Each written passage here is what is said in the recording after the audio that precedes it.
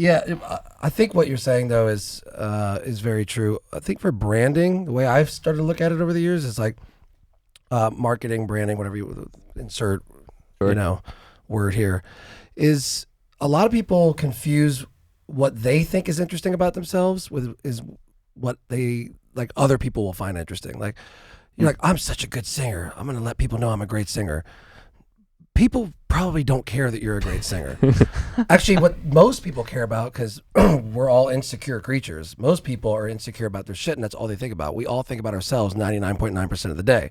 So when you see somebody who's owning their insecurities, not showing you what they're good at, but they're owning their insecurities, it empowers you to want to be more like them. So if you look at the people that are truly causing change or, pushing the ball forward, they're usually the people that double click in on their quirks and their insecurities and they own it in public.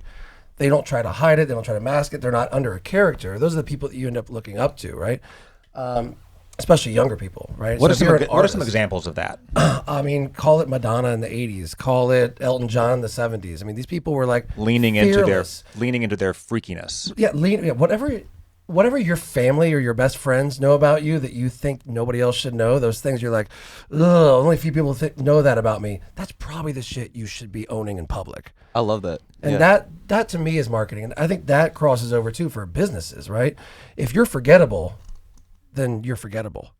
If you're not controversial, if you're not polarizing, then what are you? Milk toast. Right. Yeah.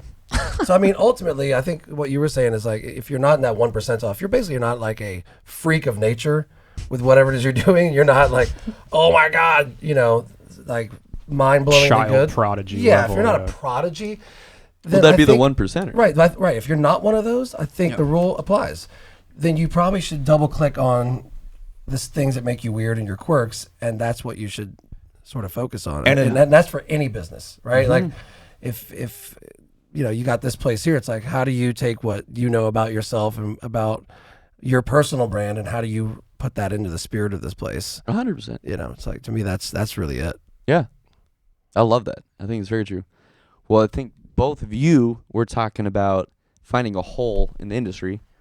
I think, Jake, you did that because the hole was people didn't know how to practice. I wish I knew about drum box or had one, because I'm a drummer. So I left my drums in LA when I moved here. And they're still sitting in my band's rehearsal space in LA. It's like, there's a part of me, it's like, every day I'm like, I wish I could play drums. Now that I know, I will be literally hitting you up to do drum box. So do you not have a kit here at all? No, it's just collecting dust and probably, marijuana plants growing around it. Yeah. Who knows at this point. That'd be a sight. I'll see if I can get a picture. Damn. Yeah. Well, no, what was my question? It was on, what was the first steps that you made when you jumped off the cliff, essentially? So when you started Hooche, or you can use the other company as well if you want. But what was the first kind of steps? Like, what was the initial direction that you went when you first put the logo on the company? The logo. We get a lot of heat for this one. Which is good. For the logo?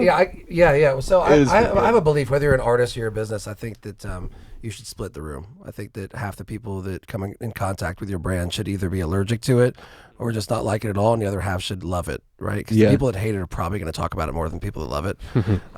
So I don't want any in-betweeners. So our logo is actually a dog taking a shit, and he's got a cowboy hat on. Yeah. And that's Star's logo. Yeah. And people, they'll come over to the studio and go,